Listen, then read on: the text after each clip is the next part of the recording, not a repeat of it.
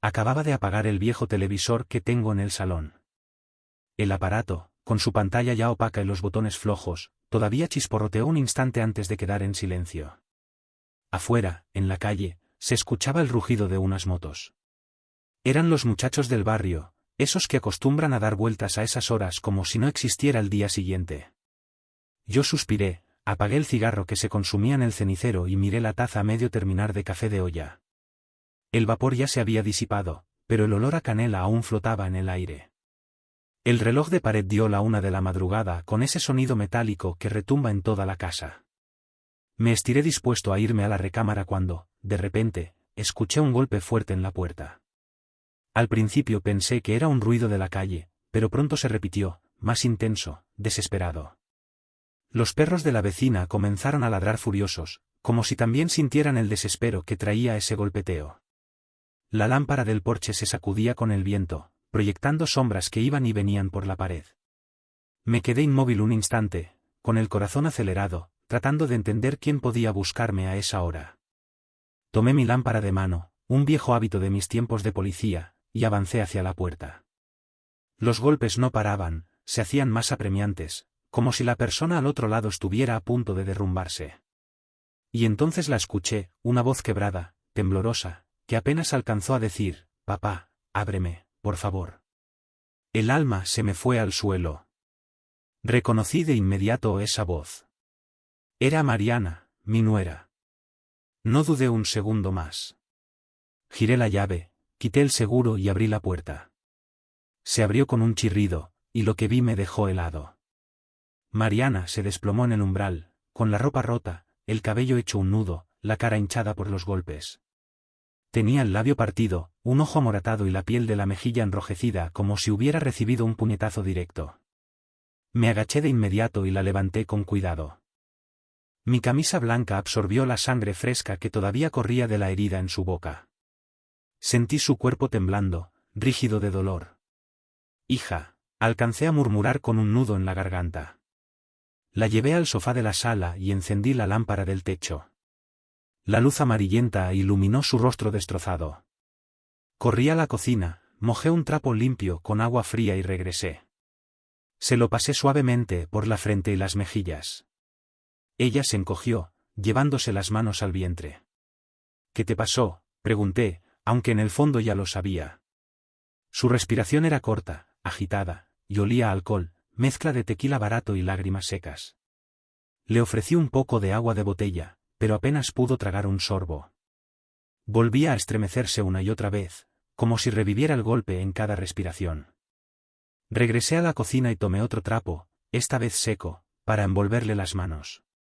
Cuando volví a la sala, ella temblaba tanto que tuve que cubrirla con mi chaqueta vieja de lana. Entre sollozos, casi sin voz, murmuró, «Fue Esteban. Me golpeó por Lucía». Me quedé paralizado. Sentí que me arrancaban el aire de los pulmones. Esteban, mi hijo, el mismo niño que yo había criado con disciplina y amor, el hombre al que confié mi apellido, se había convertido en el verdugo de su propia esposa. Antes de poder reaccionar, el celular de Mariana cayó al piso. La pantalla iluminó la sala oscura. Mensajes de texto entraban uno tras otro, todos del mismo número, Esteban.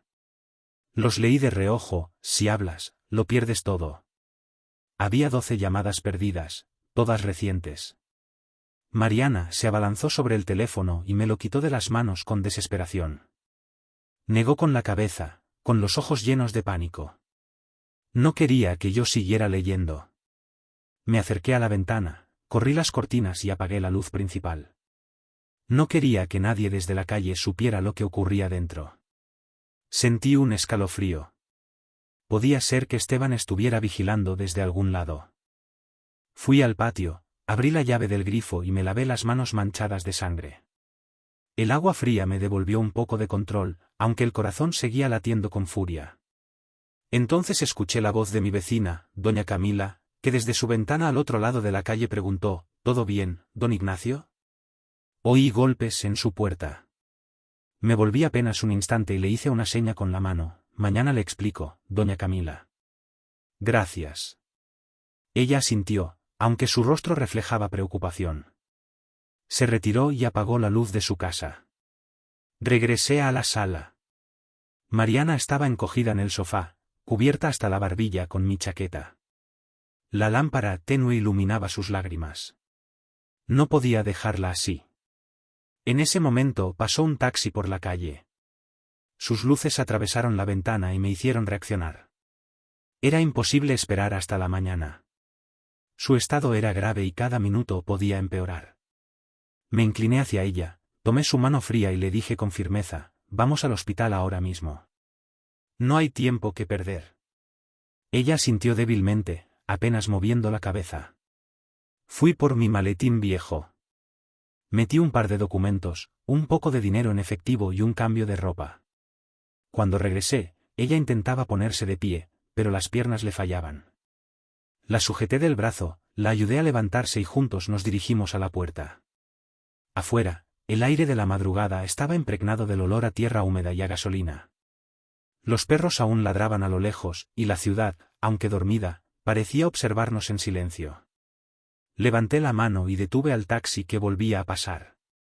Abrí la puerta trasera y acomodé a Mariana con cuidado. El chofer, un hombre moreno de bigote espeso, me miró por el espejo retrovisor con un gesto serio, sin preguntar nada. Yo solo le dije, al hospital civil. Rápido, por favor. El motor rugió y el coche arrancó. Mientras avanzábamos por las calles vacías, miré a mi nuera destrozada y frágil a mi lado.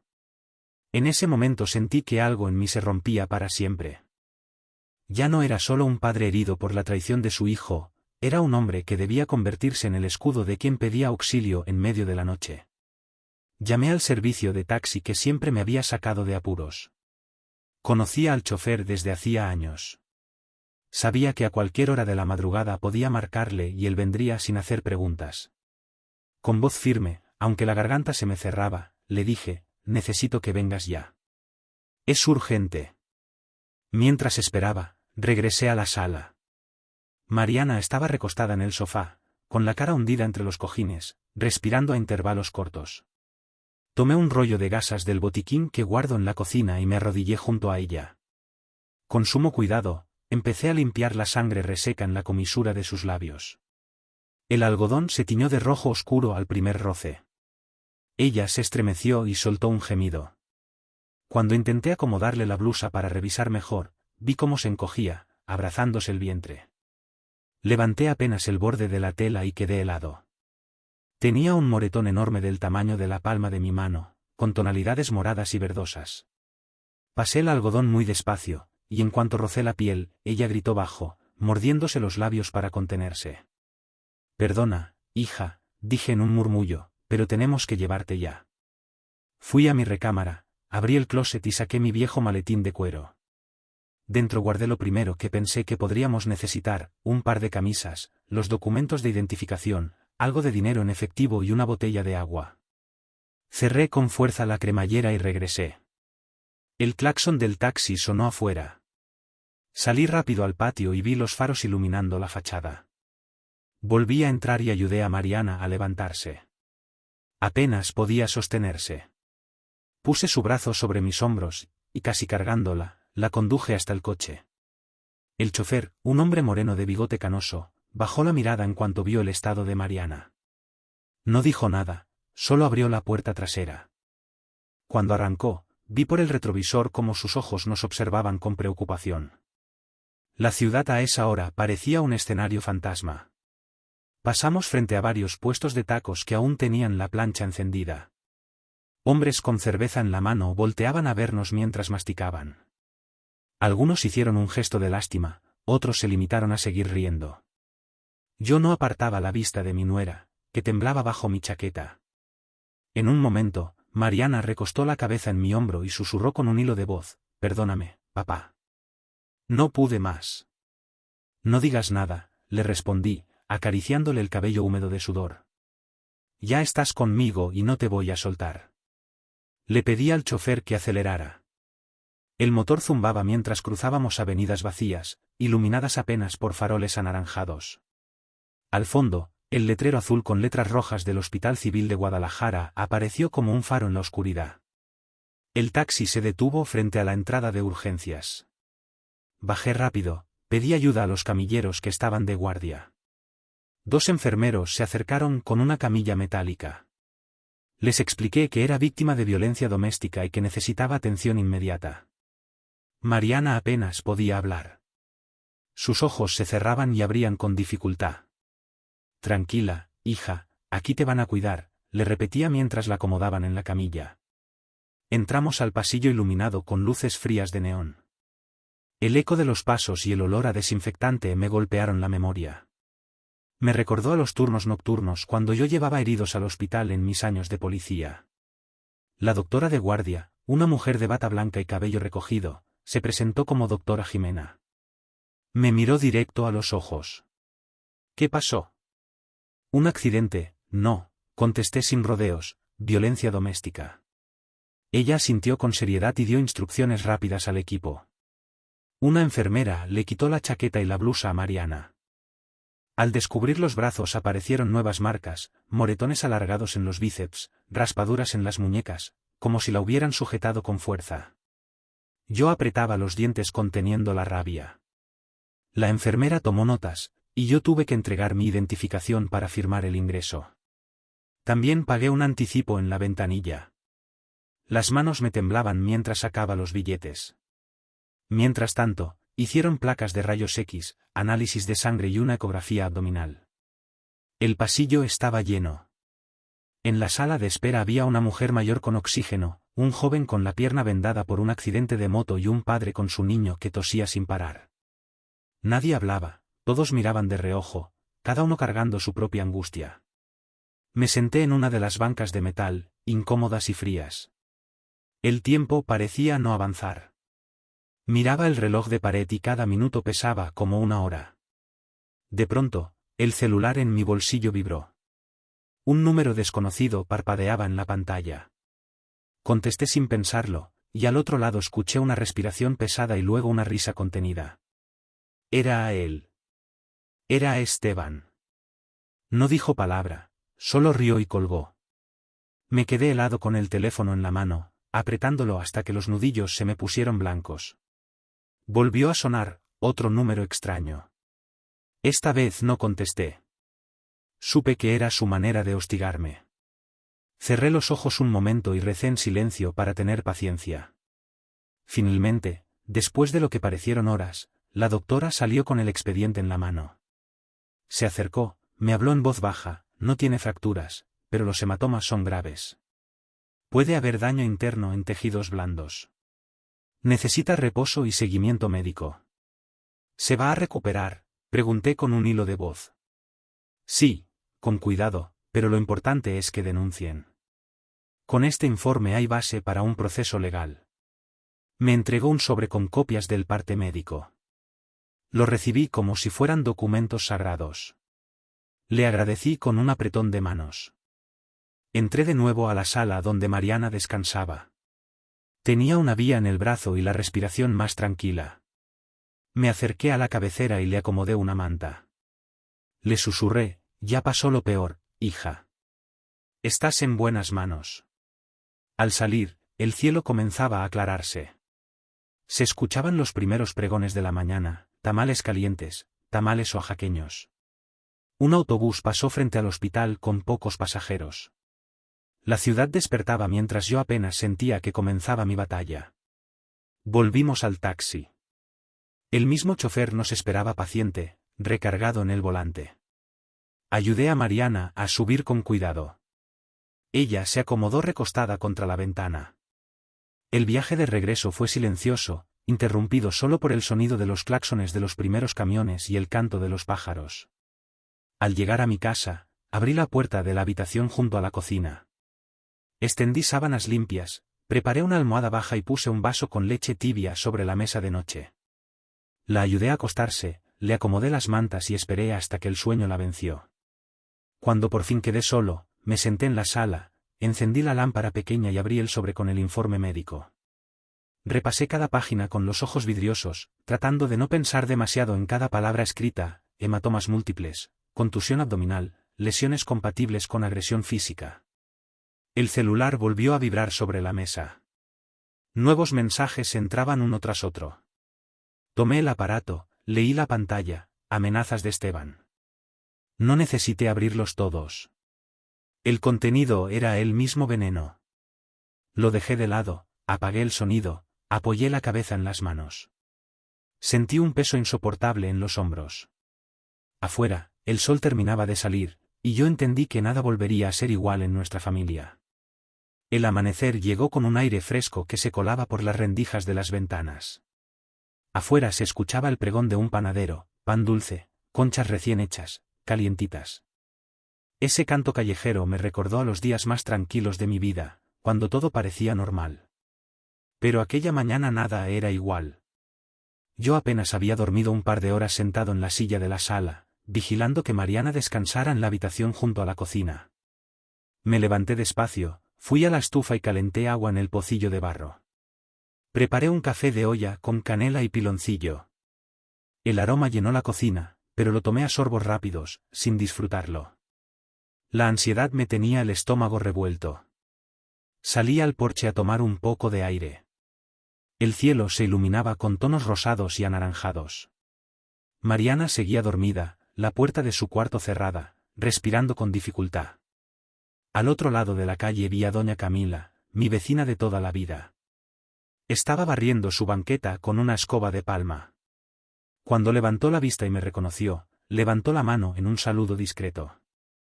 Yo le devolví el gesto. Ella, con voz baja pero clara, me preguntó: «Don Ignacio, anoche escuché golpes y gritos en su puerta. ¿Pasó algo?» Me quedé en silencio un momento, apretando el vaso de café que llevaba en la mano. No quería decirlo, pero no podía seguir ocultando la verdad. «Fue Esteban», respondí al fin, con la voz quebrada. «Mariana tuvo que venir aquí». El rostro de la señora se ensombreció. Movió la cabeza con desaprobación. «¡Qué desgracia! Ese muchacho no tiene vergüenza». Sus palabras me dolieron como cuchillos.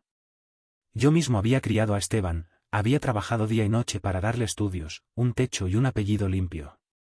Y ahora escuchar de boca de los vecinos lo que se había convertido me partía el alma.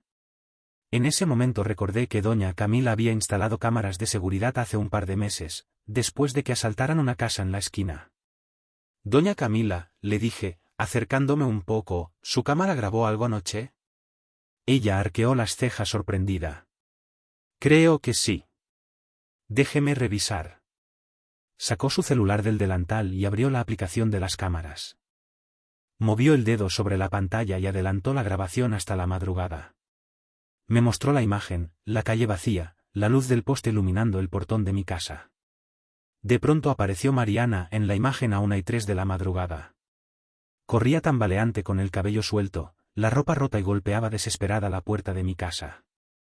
La cámara tenía micrófono y se escuchaban sus sollozos entrecortados suplicando: «Papá, ábreme». El corazón se me encogió. Sentí que todo el aire se iba de mi pecho. «Dios mío», susurré. Ella me miró con lástima y puso una mano en mi hombro. «Esto no puede quedar así, don Ignacio. Cualquier cosa, yo soy testigo».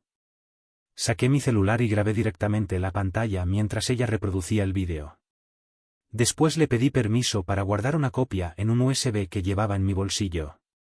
«Siempre cargo uno por costumbre». Ella aceptó sin dudar. «Gracias, vecina. No sabe lo importante que es esto». «Haga lo que tenga que hacer, Ignacio», respondió con firmeza. «Esa pobre muchacha no merece ese infierno». Guardé el USB como si fuera un tesoro. Sabía que ese pequeño archivo podría ser decisivo. Mientras regresaba a mi casa vi al camión del gas estacionarse en la esquina. El repartidor bajó los cilindros con estrépito y puso música de banda a todo volumen en su bocina portátil. Nadie sospechaba lo que había pasado unas horas antes detrás de esas paredes. Me hice el desentendido para no levantar sospechas. Al entrar, el silencio me envolvió. Me dirigí a la mesa de la sala, encendí mi viejo laptop y conecté el USB. Copié el vídeo a un disco duro externo que guardo bajo llave. Luego saqué mi cámara digital y empecé a tomar fotografías de cada página del informe médico que la doctora Jimena me había dado en el hospital. Abrí la puerta de la habitación un instante. Mariana se había despertado. Estaba sentada en la cama con la chaqueta aún encima. Sus ojos se entrecerraron cuando me vio con la cámara. Papá, no más fotos, me dijo con voz débil, cansada. Me acerqué, le acaricié el hombro y respondí suavemente, es por tu seguridad, hija. Tenemos que demostrar lo que pasó. Ella bajó la mirada resignada y volvió a acostarse. Yo tomé unas fotos rápidas de los moretones en sus brazos y luego la dejé descansar. A media mañana marqué al teléfono del licenciado Ramírez, un abogado de confianza. Le expliqué a grandes rasgos lo sucedido y quedamos de vernos por la tarde. Me pidió que llevara todos los documentos y pruebas que tuviera. El resto del día traté de mantener la calma. Fui a la cocina y preparé un caldo de pollo con verduras. Piqué cebolla, cilantro, puse el pollo a cocer con sal y un trozo de ajo. El aroma llenó toda la casa. Serví un plato hondo para Mariana y la animé a comer. Ella tomó la cuchara con manos temblorosas, dio un par de sorbos al caldo y asintió con los ojos humedecidos. Gracias, papá, murmuró apenas audible. Yo asentí sin poder hablar con la garganta hecha un nudo. Mientras recogía los platos escuché pasos afuera. Miré discretamente por la ventana y vi a un hombre que no conocía. Caminaba despacio frente a la casa con las manos en los bolsillos observando demasiado. Fingí que no lo veía, pero me quedó grabada su cara. Esperé a que se alejara, cerré bien la puerta y las ventanas, y luego me senté frente a la mesa con todo el material reunido, el vídeo de la cámara, las fotos del hospital, las imágenes de los moretones. Los guardé con cuidado en carpetas. El reloj marcaba ya el mediodía. El sol caía fuerte sobre las calles de Guadalajara, pero dentro de mi casa la tensión se mantenía como una sombra espesa. Sabía que lo que acababa de reunir no era solo evidencia, era la voz de Mariana cuando ella ya no podía hablar, era la prueba de que mi hijo había cruzado un límite imperdonable. Respiré hondo, me serví otro café de olla y me preparé para la reunión de esa tarde. La batalla apenas empezaba. Después del almuerzo, cuando la casa volvió al silencio, fui hasta el closet de mi recámara. El olor a madera vieja me golpeó al abrir las puertas. Allí, colgado en una percha metálica, aún estaba mi uniforme de policía, la camisa azul desteñida, los pantalones oscuros, y en un cajón, el cinturón de cuero agrietado por los años. Lo saqué con manos temblorosas y lo puse sobre la cama. Pasé la plancha sobre la tela arrugada, escuchando el chisporroteo del vapor. Alisaba cada pliegue como si con ello regresara a un tiempo en el que yo todavía me sentía fuerte, útil, capaz de imponer orden.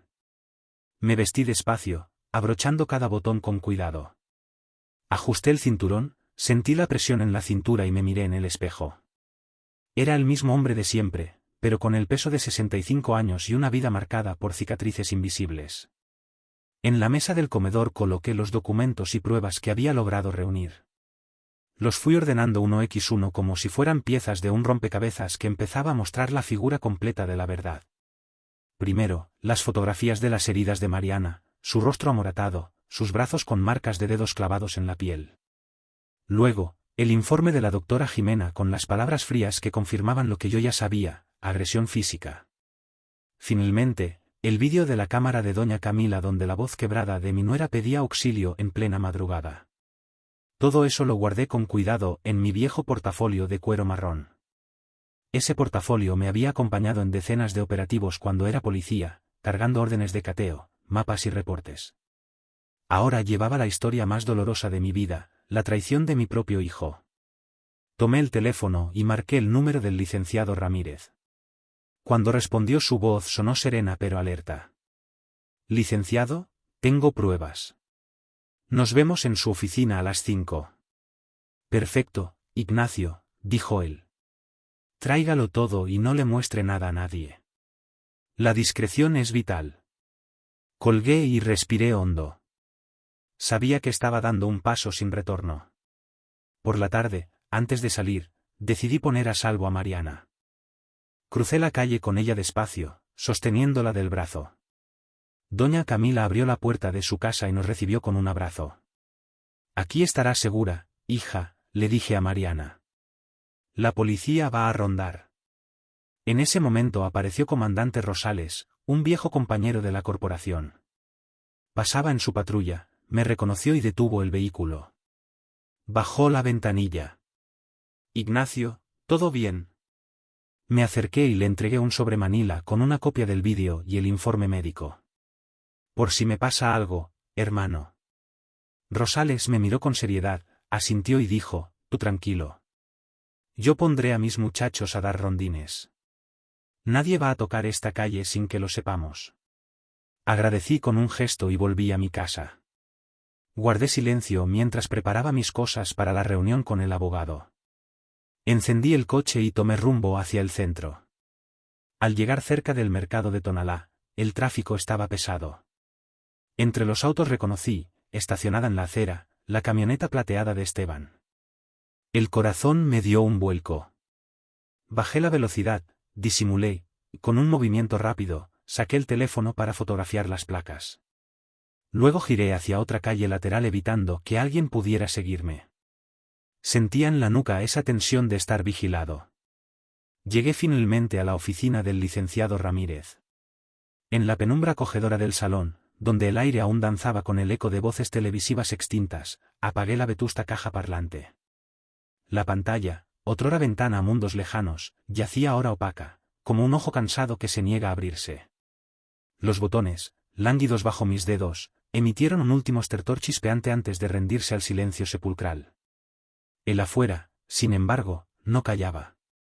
Desde la arteria palpitante del barrio, el bramido de motores furiosos irrumpía en la quietud, un coro desafinado de jóvenes noctámbulos, espíritus libres que desafiaban la tiranía del reloj, negándose a reconocer la existencia de un mañana. Un suspiro escapó de mis labios, un lamento ahogado por el humo persistente del cigarrillo a medio consumir, que agonizaba en el cenicero como una estrella fugaz. Mi mirada se posó en la taza de café de olla, un oasis a medio beber, donde el vapor, antaño fragante, se había esfumado, dejando tras de sí solo el fantasma de la canela, un recuerdo agridulce flotando en el aire enrarecido. El reloj de pared, un guardián implacable del tiempo, irrumpió en el silencio con su campanada metálica, anunciando la 1 de la madrugada, un toque de queda resonando en cada rincón de la casa. Estiré mis músculos entumecidos, preparándome para buscar refugio en la recámara, un santuario de sueños olvidados. Pero el destino, como un guionista impredecible, tenía otros planes. Un golpe seco y rotundo sacudió la puerta, un aldabonazo que resonó en mis huesos como un trueno lejano. En un principio, lo atribuí a las travesuras del viento o a los ecos distorsionados de la ciudad. Pero la insistencia implacable de los golpes, cada vez más intensos y desesperados, disipó toda duda. El coro canino de la vecindad se unió al estruendo, un aullido furioso que parecía presagiar la llegada de una tormenta. La lámpara del porche, zarandeada por la danza frenética del viento, proyectaba sombras grotescas que se retorcían y desvanecían sobre la pared, creando un espectáculo macabro de luces y sombras. Me quedé petrificado, con el corazón latiendo a un ritmo desenfrenado, intentando descifrar el enigma de aquella visita intempestiva. ¿Quién, a esas horas intempestivas, osaría perturbar la paz de mi hogar? Como un viejo reflejo condicionado, la memoria de mis días como policía resurgió con fuerza. Empuñé mi fiel linterna, un testigo silencioso de incontables noches de vigilia, y me dirigí hacia la puerta, sintiendo el peso de los años sobre mis hombros cansados. La furia de los golpes no amainaba, sino que se intensificaba, como si la persona al otro lado estuviera al borde del colapso, a punto de ser consumida por la desesperación. Y entonces, en medio del estruendo, la escuché. Una voz quebrada, temblorosa, apenas audible, que logró pronunciar una súplica desgarradora: «Papá, ábreme, por favor». Un escalofrío recorrió mi espina dorsal, un latigazo helado que me dejó sin aliento. Reconocí al instante aquella voz angustiada. Era Mariana, mi nuera, la esposa de mi hijo. Sin vacilar, movido por un instinto protector ancestral, giré la llave, liberé el seguro y abrí la puerta. Un chirrido estridente rompió el silencio, revelando una escena dantesca que me heló la sangre en las venas. Mariana, desplomada en el umbral, yacía como un ángel caído, con la ropa hecha jirones, el cabello enmarañado y el rostro tumefacto, desfigurado por la violencia. Su labio, partido en dos, sangraba profusamente, un hilo carmesí que serpenteaba sobre su barbilla. Un hematoma violáceo oscurecía su ojo izquierdo, como una sombra funesta que presagiaba un futuro sombrío. La piel de su mejilla, enrojecida e inflamada, revelaba la brutalidad de un golpe reciente. Sin dudarlo, me arrodillé junto a ella y la levanté con cuidado, sintiendo su cuerpo frágil y tembloroso entre mis brazos. Mi camisa blanca, inmaculada hasta ese momento, se tiñó de rojo, absorbiendo la sangre fresca que manaba de la herida en su boca. Un nudo se formó en mi garganta, impidiéndome pronunciar palabra. Apenas logré murmurar un hija, ahogado por la angustia. La llevé en volandas hasta el sofá del salón, un refugio improvisado en medio del caos. Encendí la lámpara del techo, inundando la estancia con una luz amarillenta que revelaba la magnitud de la tragedia. El rostro de Mariana, antes radiante de juventud y alegría, ahora era un lienzo de dolor y sufrimiento. Corrí a la cocina, sintiendo el peso de la impotencia sobre mis hombros. Empapé un paño limpio con agua fría y regresé junto a ella, intentando aliviar su dolor con gestos suaves y delicados. Le pasé el paño húmedo por la frente y las mejillas, sintiendo su piel ardiente bajo mis dedos. Ella se estremeció, llevándose las manos al vientre, como protegiendo un tesoro amenazado. «¿Qué te pasó?», pregunté, aunque la respuesta ya resonaba en mi interior como un presagio funesto. Su respiración, entrecortada y agitada, impregnaba el aire con un aroma amargo, una mezcla nauseabunda de alcohol barato y lágrimas secas. Le ofrecí agua embotellada, pero apenas logró tragar un sorbo. Su cuerpo, sacudido por espasmos incontrolables, revivía una y otra vez el horror de la agresión, como una película macabra proyectada en su mente atormentada. Regresé a la cocina y tomé otro paño, esta vez seco, para envolver sus manos, heladas como el hielo. Al volver al salón, la encontré temblando violentamente, presa de un escalofrío profundo. La cubrí con mi vieja chaqueta de lana, un escudo improvisado contra el frío y el miedo. Entre sollozos ahogados, con la voz apenas audible, murmuró una acusación devastadora: «Fue Esteban. Me golpeó por Lucía». El mundo se detuvo a mi alrededor. Sentí que el aire se evaporaba de mis pulmones, dejándome sin aliento. Esteban, mi hijo, la criatura que había amamantado con mi propio sudor, el niño que había educado con disciplina y cariño, el hombre al que había confiado mi apellido, se había transformado en el verdugo de su propia esposa, en un monstruo sediento de sangre. Antes de que pudiera articular una respuesta, el celular de Mariana se precipitó al suelo, interrumpiendo el silencio con un estallido de luz. La pantalla, como un faro en la oscuridad, reveló una avalancha de mensajes de texto, todos provenientes del mismo número: Esteban. Con el corazón en la garganta, leí los mensajes al vuelo: «Si hablas, lo pierdes todo». 12 llamadas perdidas, todas recientes, confirmaban la magnitud de la amenaza. Mariana, presa del pánico, se abalanzó sobre el teléfono y me lo arrebató de las manos con desesperación. Negó con la cabeza, con los ojos desorbitados por el terror, implorándome que no siguiera leyendo. Me aparté de ella y me acerqué a la ventana. Descorrí las cortinas y apagué la luz principal, sumiendo la estancia en una penumbra inquietante. No quería que nadie, desde la calle, pudiera vislumbrar la tragedia que se desarrollaba en el interior de mi hogar. Un escalofrío recorrió mi espina dorsal. La paranoia, como una sombra insidiosa, me susurró al oído que Esteban podría estar vigilando desde algún lugar, acechando como un depredador hambriento. Salí al patio trasero y abrí la llave del grifo. El agua fría, al entrar en contacto con mis manos manchadas de sangre, me devolvió un atisbo de control, aunque mi corazón seguía latiendo con la furia de un volcán en erupción. En ese instante, la voz de doña Camila, mi vecina, resonó desde su ventana, al otro lado de la calle. «¿Todo bien, don Ignacio?». Oí golpes en su puerta. Me volví hacia ella, apenas un instante, y le hice una seña con la mano, intentando transmitirle un mensaje de calma. «Mañana le explico, doña Camila». «Gracias». Ella asintió con gesto preocupado, escrutando mi rostro con ojos inquisitivos. Se retiró de la ventana y apagó la luz de su casa, sumiéndose en la oscuridad. Regresé al salón, donde encontré a Mariana encogida en el sofá, cubierta hasta la barbilla con mi chaqueta de lana. La tenue luz de la lámpara iluminaba sus lágrimas, que resbalaban por sus mejillas como rocío matutino. No podía dejarla así, abandonada a su suerte, presa del miedo y el dolor. En ese momento, un taxi pasó frente a mi casa, rompiendo la quietud de la noche. Los faros, al proyectar su haz de luz sobre la ventana, despertaron mi instinto de supervivencia. Era imposible esperar hasta la mañana.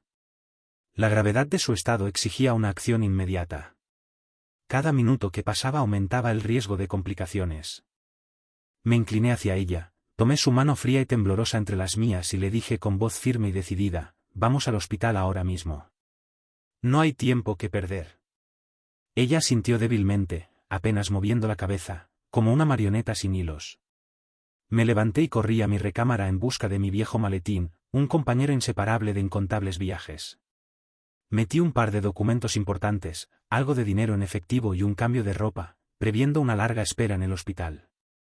Al regresar al salón, encontré a Mariana intentando ponerse de pie, pero sus piernas, entumecidas por el miedo y el dolor, se negaban a obedecer. La sujeté del brazo, brindándole apoyo y estabilidad. Juntos, nos dirigimos hacia la puerta, sintiendo el peso de la incertidumbre sobre nuestros hombros. Afuera, el aire fresco de la madrugada, impregnado con el aroma terroso de la lluvia reciente y el hedor nauseabundo de la gasolina, nos recibió como un bálsamo reparador. Los perros, aún ladrando a lo lejos, parecían despedirse de nosotros. Ubicado en un edificio de 3 pisos con persianas blancas y un letrero metálico que rezaba «Despacho Jurídico Ramírez Asociados», ascendí las escaleras con el portafolio firmemente apretado contra mi pecho. Ramírez me recibió en su oficina, un espacio repleto de libreros cargados con códigos y un escritorio de madera cubierto de pilas de papeles. Me ofreció asiento y un vaso de agua, para luego, sin rodeos, pedirme que le mostrara lo que tenía. Abrí el portafolio y, uno por uno, fui sacando cada elemento de prueba. Él observaba en silencio, con el ceño fruncido, analizando cada detalle. Al llegar al vídeo de la cámara y escuchar los sollozos de Mariana, negó con la cabeza. «Ignacio, esto es fuerte. Con esto podemos ir a juicio». Me extendió un documento para autorizarlo como mi representante legal. Tomé la pluma y firmé con mano firme, sellando así una suerte de pacto. No iba a retroceder. Al salir de la oficina, el cielo ya se había oscurecido. El tráfico en Guadalajara estaba en su punto más álgido. Autobuses repletos de gente tocaban el claxon, vendedores ambulantes ofrecían elotes con mayonesa y tamales al grito del calientitos, mientras la multitud se movía de un lado a otro bajo la luz de los faroles. Me detuve un instante, observando todo ese bullicio, y pensé en lo irónico que era que la vida siguiera su curso como si nada, mientras yo estaba librando una guerra silenciosa contra mi propio hijo. Regresé a casa exhausto. Cerré todas las puertas, puse cerrojo y apagué las luces. Sobre la mesa dejé el portafolio vacío. Me quité el uniforme y lo colgué de nuevo en el closet, como quien guarda un recuerdo de tiempos pasados. Antes de irme a dormir, revisé mi cámara digital, saqué la batería, la cargué y volví a colocarla. Puse la cámara dentro de mi mochila, junto con un par de libretas y bolígrafos. Sabía que la noche siguiente tendría que salir otra vez, buscar más pruebas, seguir el rastro de Esteban. Me senté unos minutos en la cama, en la penumbra, y pasé las manos por el rostro. Sentía el cansancio en cada hueso, pero también una fuerza nueva que me empujaba hacia adelante. Miré hacia la habitación donde Mariana dormía bajo el techo de doña Camila y me hice una promesa, no importaba lo que costara, yo iba a protegerla. Apagué la luz. Afuera, el ruido lejano de un camión de basura y las bocinas de los últimos autobuses de la noche me arrullaron. Cerré los ojos con un pensamiento fijo, al día siguiente, mi lucha continuaría. La noche había caído sobre Guadalajara y con ella un silencio inquietante, roto solo por los ruidos esporádicos de la calle. Antes de salir, acompañé a Mariana hasta la casa de doña Camila. La buena mujer, previsora como siempre, ya había preparado la pequeña habitación de la planta baja, sábanas limpias, una jarra de agua fresca en la mesita de noche y un ventilador girando lentamente en la esquina. «Aquí vas a estar bien, hija», le dije a Mariana mientras la ayudaba a recostarse. «No abras a nadie que no conozcas». Ella se sentía todavía débil y me tomó la mano. Sentí el frío en sus dedos y el miedo en sus ojos. Tragué saliva y salí, cerrando la puerta atrás de mí. Aseguré el portón con llave, mirando a ambos lados de la calle antes de volver a mi casa. En mi sala, preparé la mochila con lo indispensable, mi cámara digital, baterías de repuesto, el cargador y una libreta en la que apuntaba cada detalle de lo que ocurría. Ese cuaderno se había convertido en una extensión de mi memoria, porque sabía que cualquier error o vacío podía costarnos caro. Eran las 8 de la noche cuando encendí mi viejo Chevy. El motor tosió un par de veces antes de arrancar y el ruido metálico me acompañó mientras me dirigía hacia Zapopan. Las luces de neón de las taquerías y bares alumbraban las aceras, reflejándose en los charcos que habían quedado de la lluvia de la tarde. El olor a carne asada y tortillas recién hechas flotaba en el aire, mezclándose con la música que salía de los locales, un corrido aquí, reggaetón allá. Aparqué en una callejuela oscura, apagué las luces y el motor y me quedé esperando. Coloqué la cámara sobre mis piernas, con el lente ya enfocado hacia la entrada del bar Los Arcos, un lugar conocido por ser punto de reunión de tipos como Esteban. El tiempo pasaba lento. Podía escuchar mi propia respiración, el tic-tac del reloj en el tablero, a lo lejos, las carcajadas de los clientes que entraban y salían del bar. A los 20 minutos, un par de faros iluminaron la calle. Mi corazón se aceleró. Era la camioneta plateada de Esteban. La reconocí de inmediato. Las luces delanteras barrieron la callejuela donde yo estaba oculto y me encogí en el asiento para no ser descubierto. Lo observé estacionar frente al bar y abrir la puerta del copiloto. De allí bajó Lucía, la mujer por la que Mariana había sido golpeada. Llevaba un vestido rojo ajustado, un cigarro encendido entre los dedos y los labios pintados de un carmín que bajo la luz de neón parecía sangre fresca. Esteban la tomó del brazo y, riendo con descaro, la besó en la mejilla. Apreté los dientes, pero no dejé que la rabia me cegara. Levanté la cámara y disparé varias fotos seguidas. Cada gesto, cada caricia, cada mirada cómplice quedó atrapada en mi memoria digital. Ellos entraron al bar como si nada. Desde dentro llegaban risas estridentes y música de banda a todo volumen. Yo permanecí quieto, respirando hondo, esperando el siguiente movimiento. Tras un rato, bajé del coche y di la vuelta por la parte trasera del local. Me oculté en la penumbra, pegado a la pared húmeda, desde donde podía ver la entrada secundaria del bar. Saqué la cámara otra vez y tomé más fotografías, esta vez con el rótulo luminoso del establecimiento al fondo, que mostraba claramente la hora y fecha.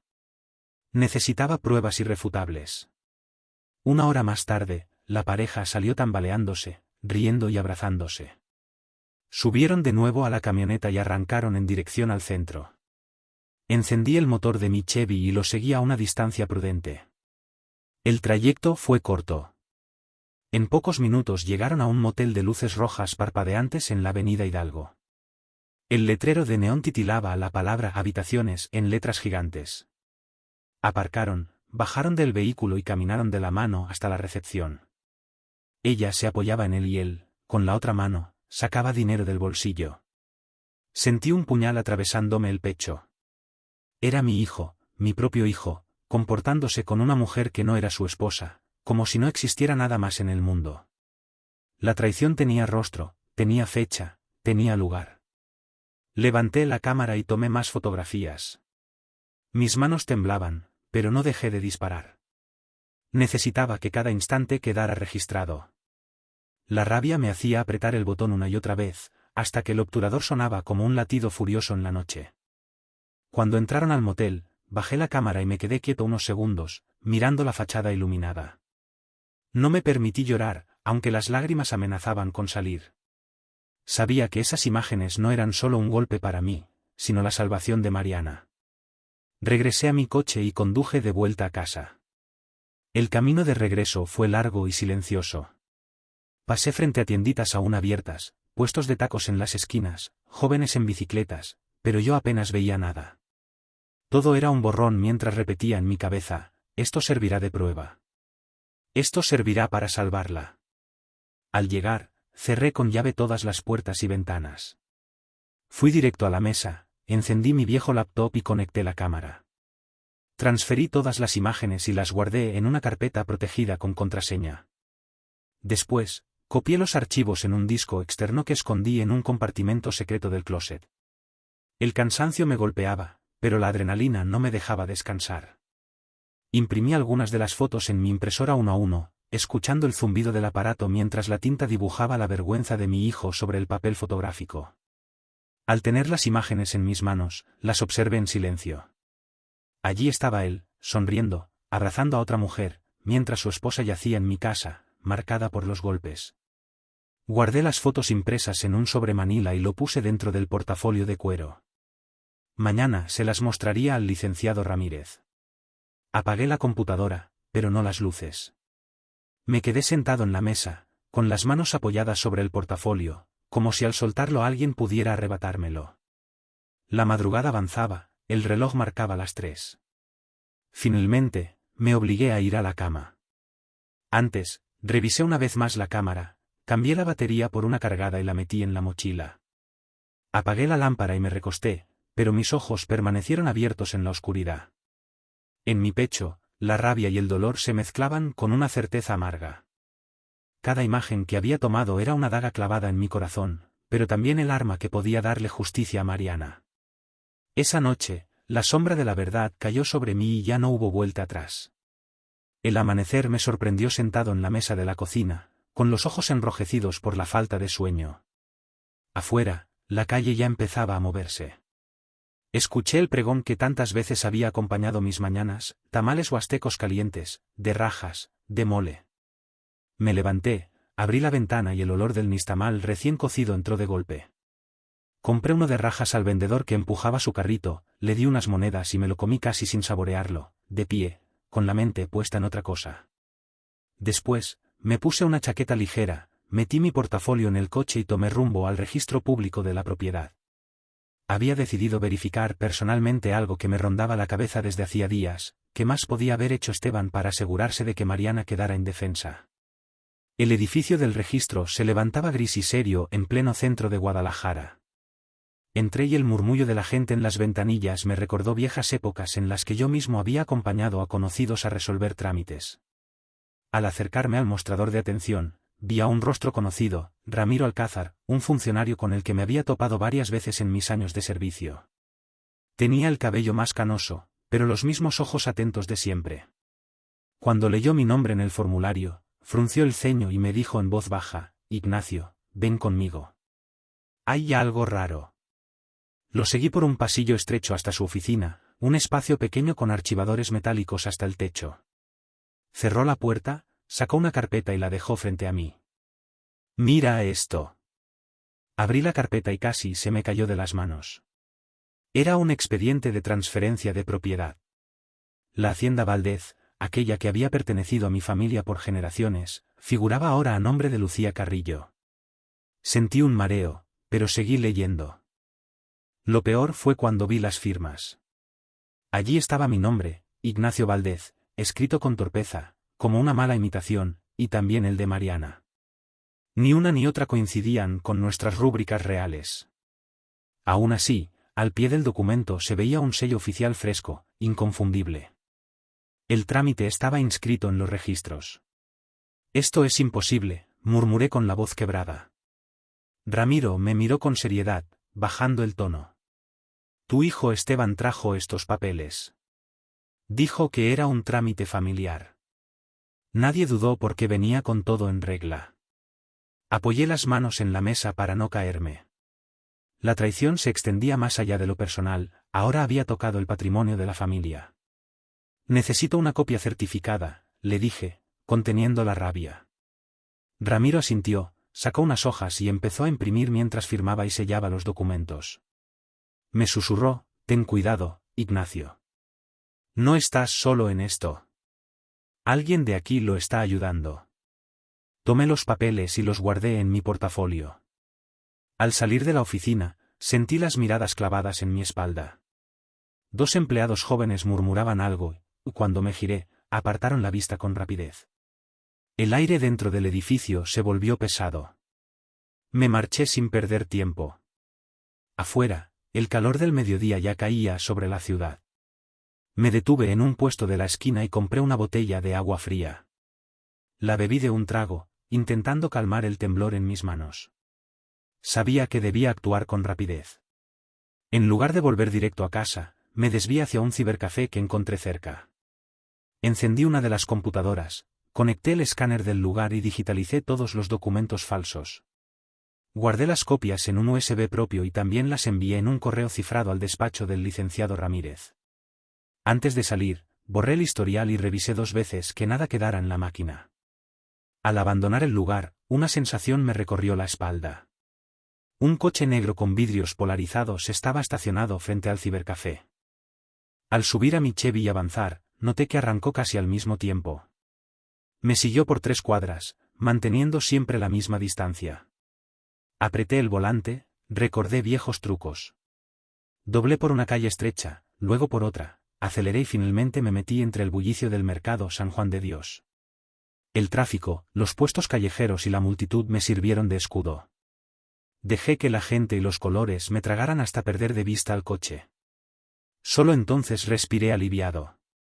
Aproveché la parada para comprar un ramo de flores sencillas, margaritas y claveles envueltos en papel periódico. No era mucho, pero quería llevarle algo a Mariana. Cuando llegué a la casa de doña Camila, Mariana estaba sentada en una mecedora del porche, con una blusa de manga larga que apenas disimulaba las marcas en la piel. Al verme con las flores, sonrió débilmente. «Para ti, hija». «No estás sola», le dije al entregárselas. Ella las abrazó contra el pecho como si fueran un bálsamo. Doña Camila, desde la puerta, me hizo una seña de aprobación. Esa tarde me dirigí a la oficina del licenciado Ramírez. Lo encontré revisando unos expedientes bajo la luz de un ventilador de techo que apenas movía el aire. Coloqué sobre su escritorio las fotos impresas de Esteban con Lucía y las copias certificadas de los documentos falsos. El abogado los revisó uno x uno, ajustándose las gafas. Sus cejas se arquearon, y tras unos segundos, me miró con gravedad. «Ignacio, con esto lo tenemos acorralado, pero prepárate, va a contraatacar». Asentí en silencio. Sabía que lo que había hecho hasta ahora no era suficiente. Lo peor estaba por venir. Al salir del despacho, el cielo ya se teñía de naranja. En la calle, vendedores gritaban de lotes con mayonesa. Tamales calientitos. El bullicio de la ciudad contrastaba con el torbellino dentro de mí. Caminé entre la gente, sintiendo que la guerra verdadera apenas comenzaba.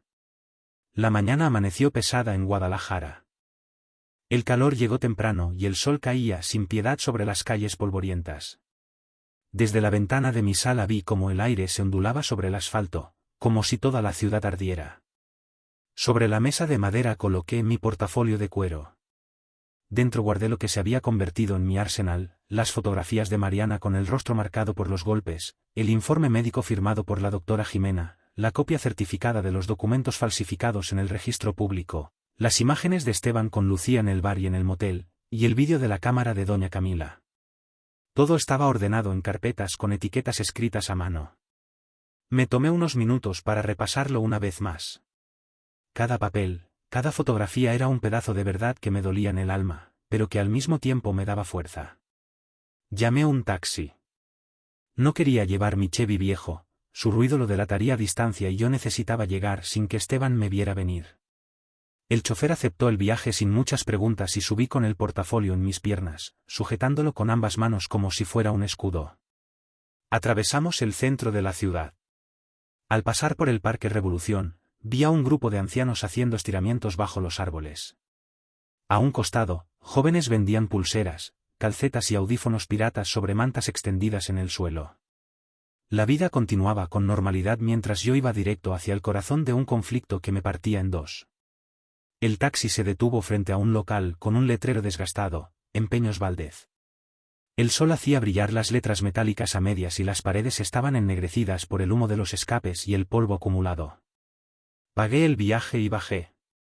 El olor a aceite, a cigarro y a metal viejo me golpeó apenas crucé la entrada. Adentro, entre montones de televisores, guitarras y electrodomésticos, vi a 2 muchachos tatuados acomodando unas bocinas. Me miraron de arriba abajo y soltaron una risita burlona. «Mira quién vino, el papá policía», dijo uno, escupiendo al piso. No contesté. Mis pasos resonaron firmes en el suelo de cemento mientras avanzaba hasta el fondo del local. La puerta de la oficina estaba entreabierta. La empujé despacio. Allí estaba Esteban, mi hijo. Vestía una camisa clara con los primeros botones desabrochados y en la mesa tenía varios fajos de billetes que contaba con calma, como quien repasa sus victorias. Entre sus dedos ardía un puro cuyo humo espeso llenaba la habitación. Cuando me vio, levantó apenas la vista y una sonrisa torcida apareció en su rostro. ¿Qué pasa, papá?, dijo con sorna. ¿No tienes otra cosa que hacer que venir a molestarme? El corazón me martillaba el pecho, pero mi voz salió serena. Coloqué el portafolio sobre la mesa y lo abrí despacio. Uno a uno desplegué los documentos y fotografías frente a él. Mira, le dije, conteniendo la rabia. Primero las fotos de Mariana con la cara hinchada y el labio roto, luego el informe médico con los sellos oficiales, después la copia del registro público con la firma falsificada y el nombre de Lucía como nueva propietaria, finalmente las imágenes en las que aparecía riendo, abrazando y besando a esa mujer frente al bar y entrando juntos a un motel. Por un segundo vi cómo el color se le escapaba del rostro. Sus ojos recorrieron cada hoja, cada imagen y sus dedos dejaron de mover los billetes. Pero enseguida recobró su arrogancia. Sonrió con desprecio y empujó los papeles hacia mí. «¿Y con estos papelitos qué piensas lograr?», dijo en voz baja, casi con burla. «Tengo abogados mejores que ese Ramírez viejo». Lo miré fijamente, con un dolor que me atravesaba, pero también con una firmeza que nunca antes había sentido. «Nos vemos en el tribunal». El golpe seco de su mano contra la mesa me hizo estremecer. El cigarro casi se apagó con la fuerza del manotazo. «Nadie se atreve a tocarme», rugió. «Ni tú, viejo». En ese momento, los dos muchachos tatuados entraron a la oficina. Se pararon a mis espaldas, listos para intimidarme. Sentí cómo se acercaban, pero no me moví. Metí la mano en el bolsillo de mi chaqueta y saqué mi antigua placa de policía. La levanté frente a ellos y el reflejo metálico bajo la luz los hizo retroceder de inmediato. Sus sonrisas desaparecieron, bajaron la vista y se hicieron a un lado. Esteban me miró con los ojos enrojecidos por la rabia. Se levantó de su silla y escupió al suelo. «Mariana es débil», gritó. «Una mujer así merece disciplina». Cada palabra fue como un puñal. Quise responderle con un grito, con un golpe, con todo el coraje que tenía acumulado, pero me contuve. Recogí las pruebas con calma, las guardé en el portafolio y me colgué la correa al hombro. Lo miré una última vez antes de darme la vuelta. «A partir de hoy, ya no eres mi hijo. La ley te va a disciplinar». Salí de la oficina con paso firme. Los muchachos no se atrevieron a detenerme. Afuera, el sol caía a plomo y el polvo de la calle se levantaba con cada ráfaga de viento. Levanté la mano y pedí otro taxi. Me subí al asiento trasero, cerré la puerta con fuerza. El chofer me miró por el espejo retrovisor. Debió de ver mi rostro pálido, mis manos aún temblorosas, pero no dijo nada. Arrancó y nos perdimos entre el tráfico denso de Guadalajara. Apoyé la frente en el vidrio caliente de la ventanilla y cerré los ojos. Por dentro, un torbellino de emociones me desgarraba, la ira, la tristeza, la decepción más honda que un padre puede sentir, pero por encima de todo me quedaba una convicción: ya no había vuelta atrás.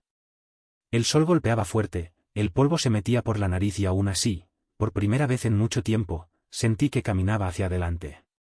El amor por Mariana y el deber de un padre traicionado me habían dado un nuevo propósito: luchar hasta el final. La mañana comenzó gris y cálida a la vez. Salí con la intención de comprar algunas verduras y tortillas frescas en el mercado San Juan de Dios. El aire olía a maíz recién cocido, a frijoles, a chile seco mezclado con humo de cigarros y el sudor de los vendedores que preparaban sus puestos. Mientras caminaba entre los pasillos angostos, rodeado de cestas de frutas y verduras, escuché el murmullo de dos mujeres detrás de mí. «Dicen que Mariana inventó todo para quedarse con la hacienda», comentó una con voz baja, como temiendo que la escuchara alguien más. Me detuve un instante. Sentí que el corazón me daba un vuelco. Cada palabra era como un filo que cortaba el aire. Caminé unos pasos más y vi a un anciano sentado frente a un café improvisado en la esquina. Sacudió la cabeza y murmuró: «Ignacio usa su pasado de policía para hundir a su propio hijo». Me quedé paralizado unos segundos, intentando no reaccionar, solo asimilando la mezcla de juicios y rumores que se esparcían como viento en la ciudad.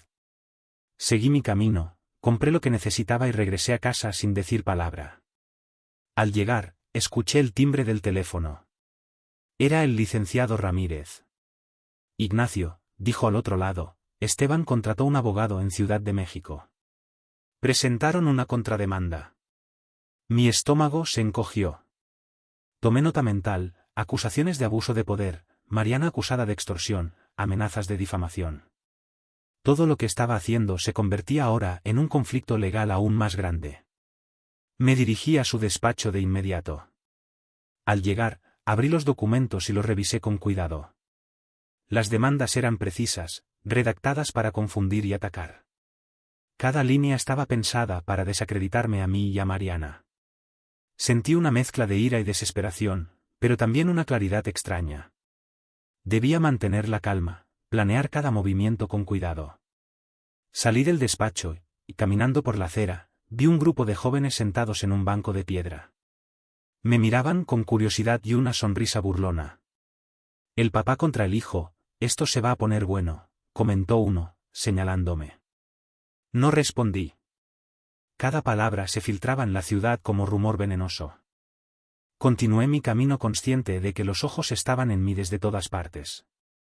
Por la tarde, llevé algo de comida a Mariana en casa de doña Camila. La encontré recostada en el sofá, abrazando su abdomen, temblando de vez en cuando. El miedo aún estaba presente en cada respiración. Doña Camila me susurró: don Ignacio, ayer un coche negro pasó varias veces por la calle. No me gusta eso. Asentí y saqué el teléfono para comunicarme con el comandante Rosales. Le expliqué la situación y me aseguró que su patrulla estaría dando vueltas por el barrio durante la noche.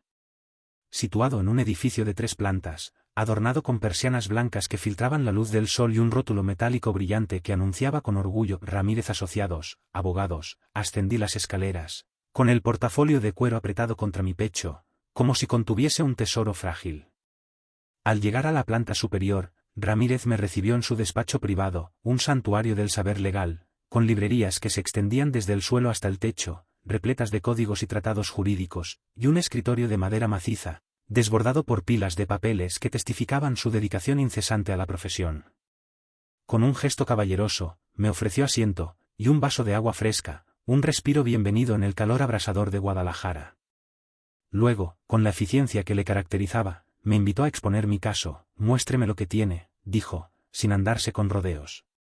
Obedeciendo su petición, abrí el portafolio con cuidado, como si fuera a desvelar un secreto de Estado.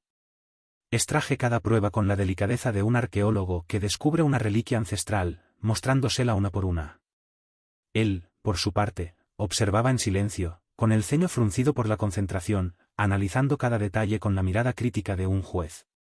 El momento culminante llegó cuando llegó al vídeo de la cámara oculta, y los gemidos desgarradores de Mariana resonaron en la habitación.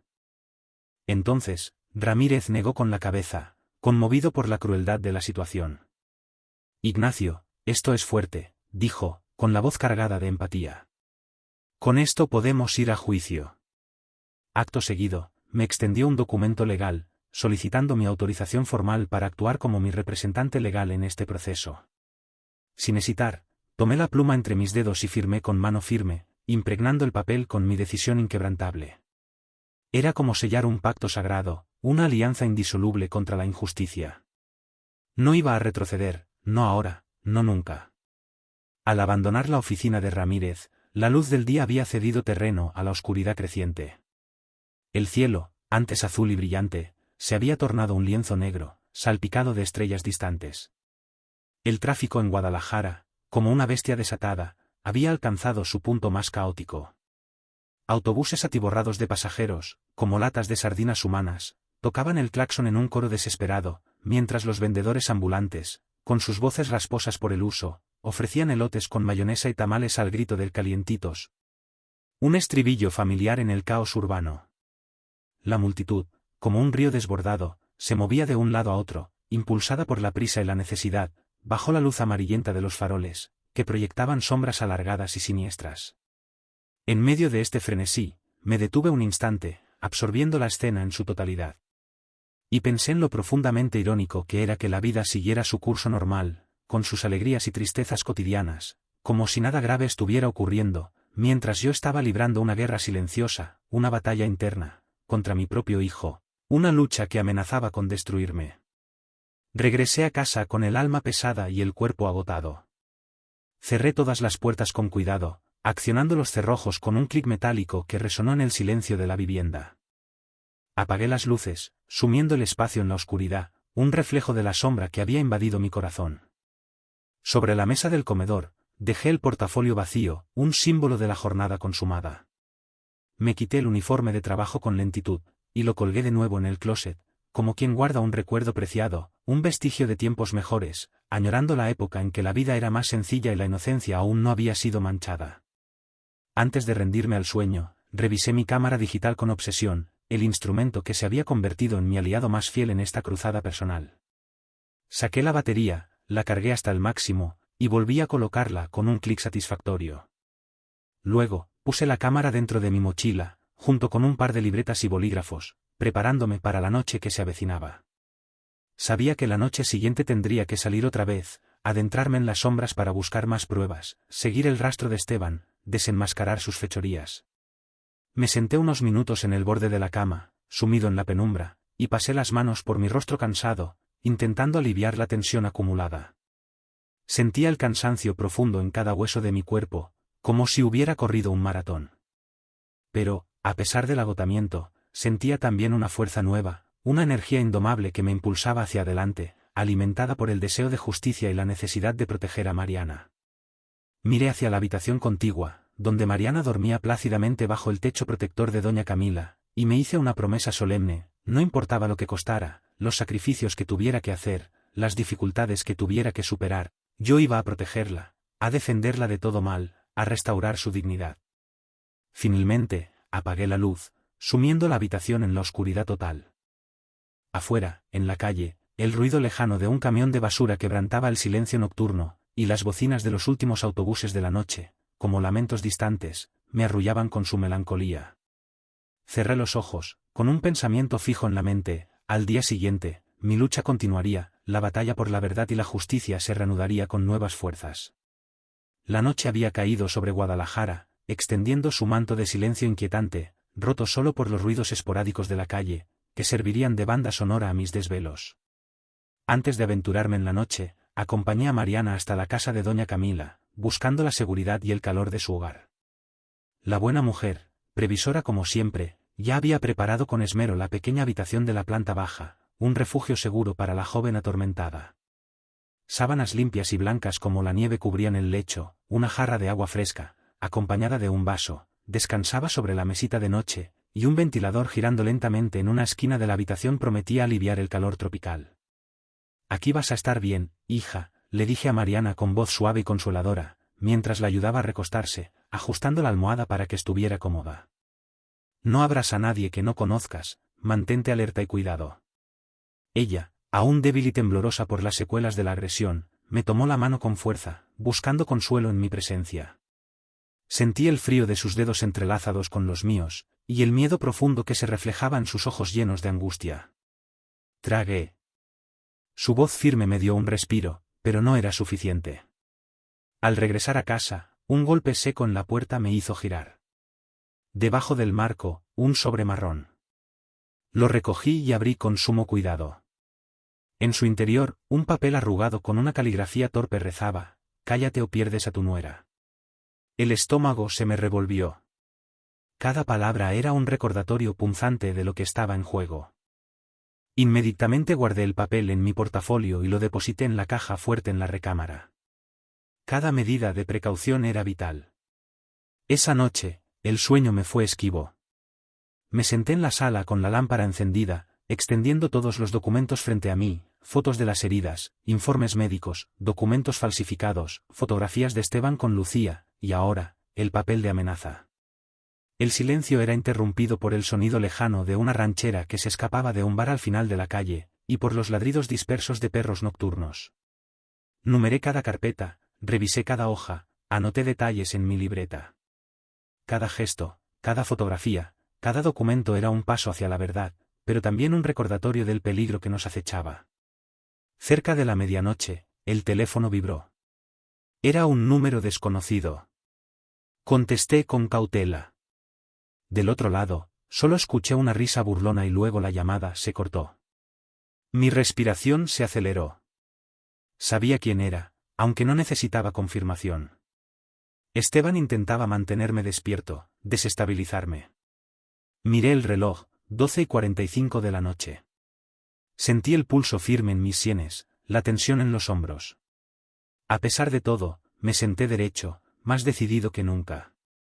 Tomé mi libreta y empecé a escribir cada detalle de la noche, de los rumores, de las amenazas.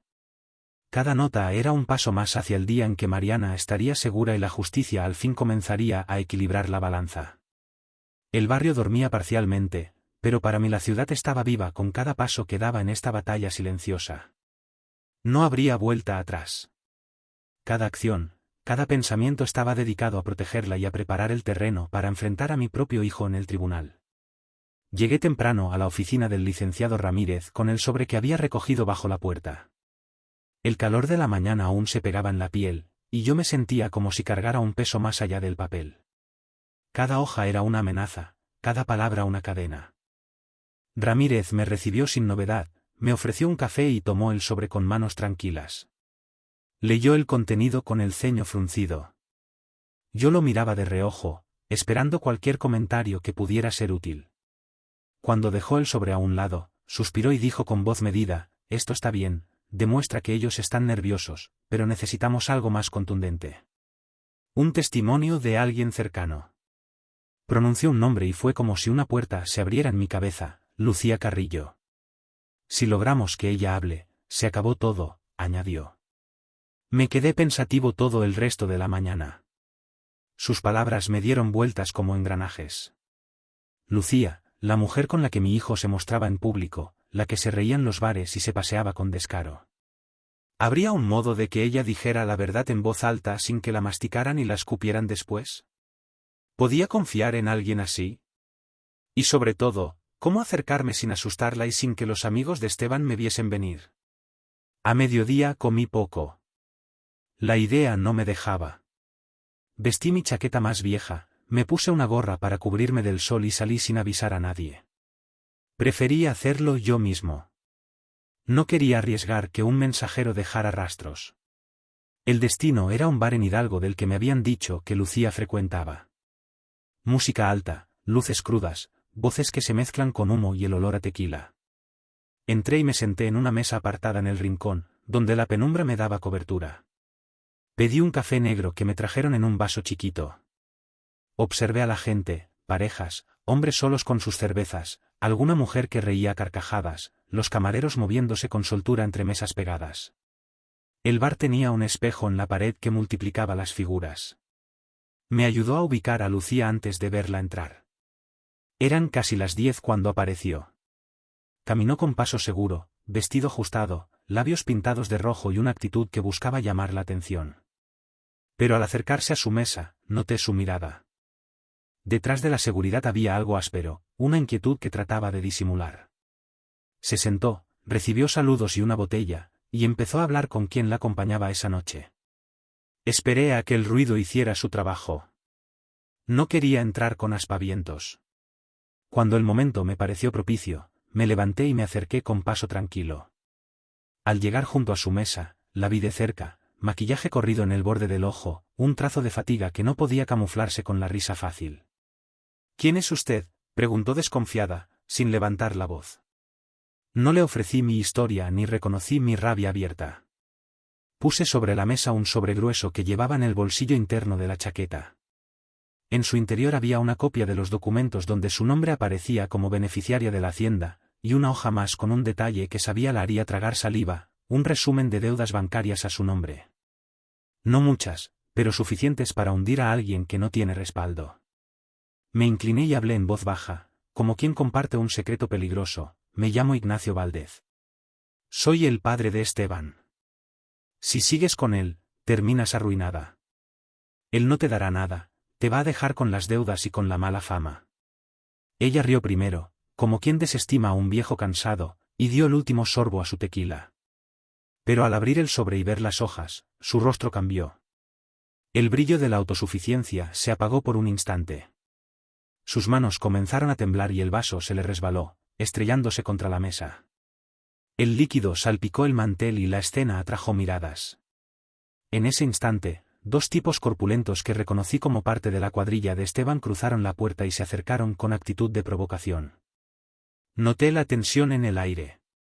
Ellos buscaban hacer notar su presencia, intimidarme, medir mi reacción. Sin pensarlo demasiado, dejé la mano en el interior de la chaqueta, saqué la placa que guardaba desde mis tiempos en el servicio y la deposité sobre la mesa con firmeza. La luz del neón pegó en el metal y por un instante se hizo el silencio.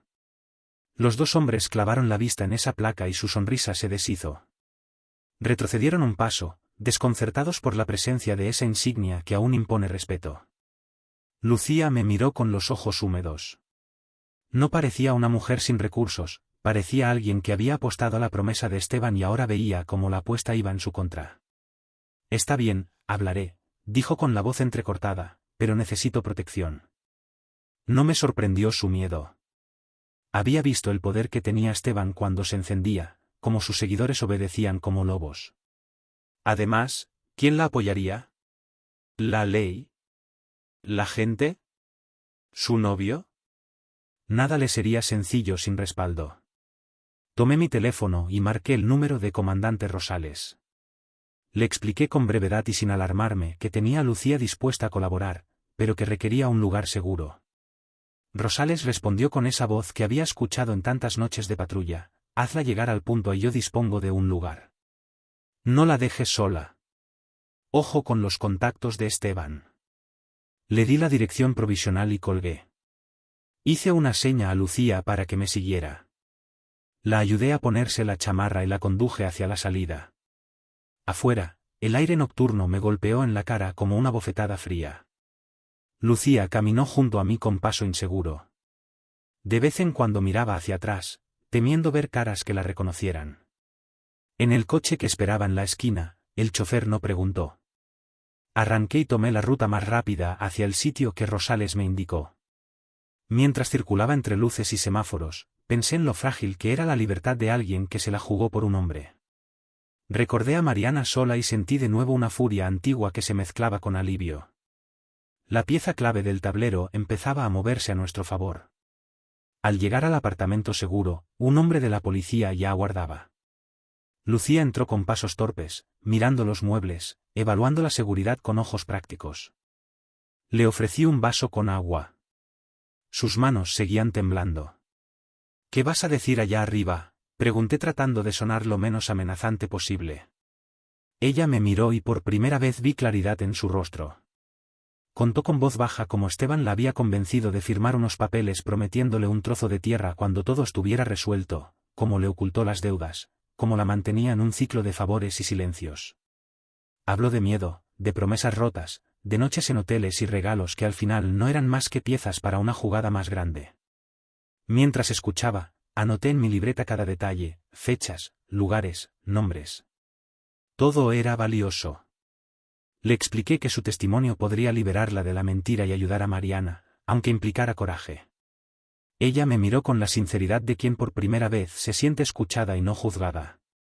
El comandante Rosales llamó para confirmar que la habían recibido y me prometió que habría vigilancia discreta alrededor del edificio. Yo me quedé unos minutos más hasta asegurarme de que Lucía no solo estuviera a salvo, sino también conforme a cooperar. Antes de irme, le puse la mano en el hombro. Gracias, dije sin dramatismos, esto no será fácil, pero es necesario. Al salir del lugar, la noche me pareció más clara. Sabía que había movido una pieza clave. Esteban perdía a la mujer que le servía de pantalla y de cómplice. Sin ella, sus argumentos se deshilachaban más rápido.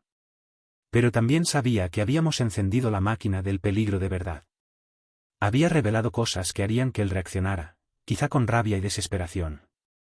Con el volante entre las manos, conduje despacio hacia casa. La ciudad nocturna se extendía ante mí como un mapa de posibilidades y riesgos. Adentro, mientras las luces pasaban, pensé en Mariana, en Lucía, en las noches que vendrían. Sentí una mezcla de fatiga y determinación que me empujó a seguir. Esa noche, antes de dormir, revisé las notas que había tomado. Anoté los nombres que Lucía había mencionado, las fechas que citó, los lugares. Sabía que mañana tendríamos que presentar todo ante el licenciado Ramírez y que con Lucía en el lado de la verdad, la estrategia tomaría un rumbo distinto. Me acosté con una sensación extraña, alivio por haber conseguido que una verdad difícil saliera a la luz, preocupación por lo que esa verdad podría desatar. Cerré los ojos con la conciencia de haber cambiado el tablero. Esteban había perdido a su aliada principal y yo, a mis 65 años, volví a sentirme en medio de una lucha que no había elegido, pero que ahora sería mi deber terminar. Me desperté antes de que el cielo clareara, a eso de las 5 de la mañana. Afuera aún reinaba la oscuridad y un silencio pesado cubría las calles. Lo primero que hice fue encender la estufa y preparar un caldo de pollo. La intención era llevarlo a Mariana, asegurarme de que desayunara algo y diera fuerzas para el día que nos esperaba. Mariana estaba sentada en la cama, vestida con un vestido largo azul pálido, con un pañuelo que cubría los moretones que todavía no habían desaparecido. La luz tenue de la lámpara reflejaba los rastros de noches de miedo y lágrimas. Me acerqué, le desaté con cuidado el cabello del rostro, acomodé la bufanda y suavemente le dije, camina con la frente en alto. Su respiración era lenta, pero sus ojos todavía mostraban preocupación. Le tomé la mano y sentí como la piel se aferraba a la mía, buscando seguridad. Afuera, el comandante Rosales ya esperaba junto a la patrulla. Me hizo un gesto con la cabeza y susurró, hoy es el día, Ignacio.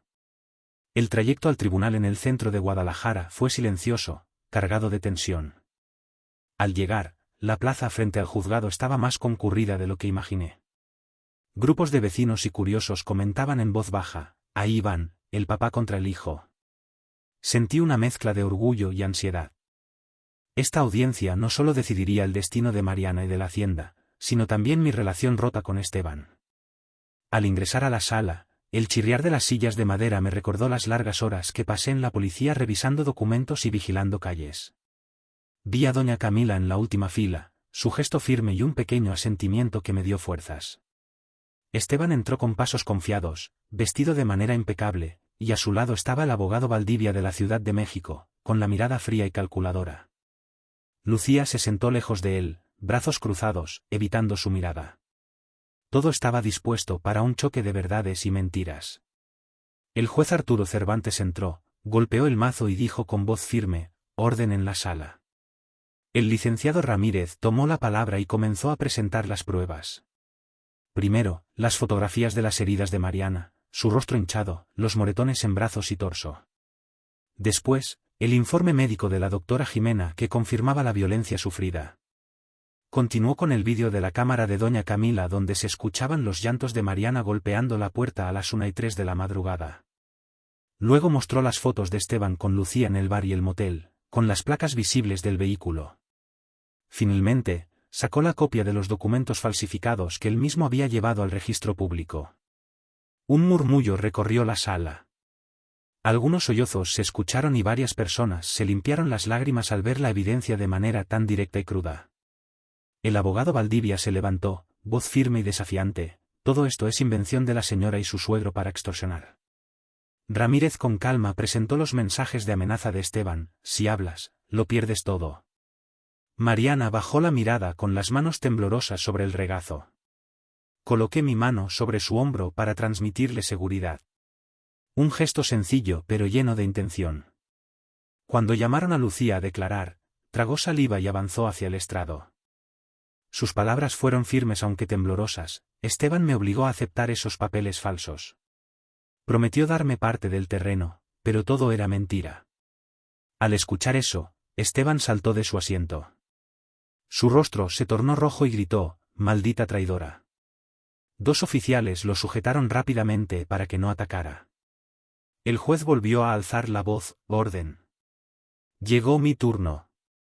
Me puse de pie, respiré hondo y levanté la mano para jurar decir la verdad.